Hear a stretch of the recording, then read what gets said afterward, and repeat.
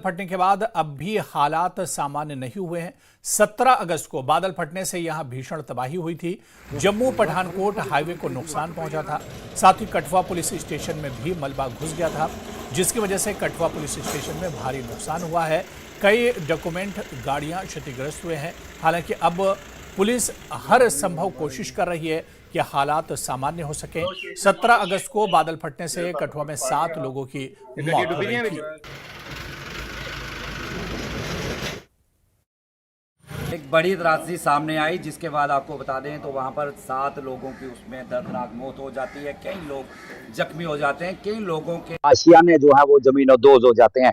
हालांकि प्रशासन राहत पहुंचाने की कोशिश कर रहा है और इस समय हम मौजूद हैं पुलिस स्टेशन कठुआ में। तस्वीरें दिखाना चाहूंगा। ये शहर के बीचों बीच का इलाका है और बता दें तो शहर में भी जो सैलाब है वो उमड़ पड़ा और आपको बता दें कि सैलाब जो है उसने कई इलाकों को अपनी जद में ले लिया।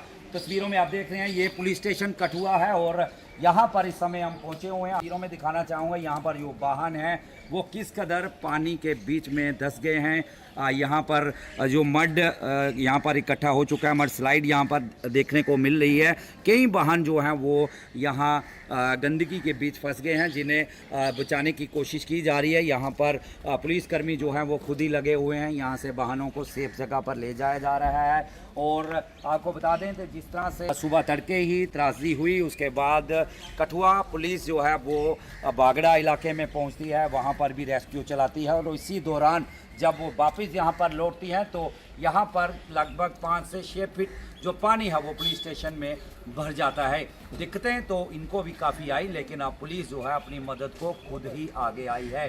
तस्वीरों में आप देख रहे हैं सैकड़ों वाहन जो हैं यहाँ पर खराब हो चुके हैं, मलबे में धंस चुके हैं, जिन्हें अब बाहर निकाल कर यहाँ पर साफ सफाई का काम किया जा रहा है।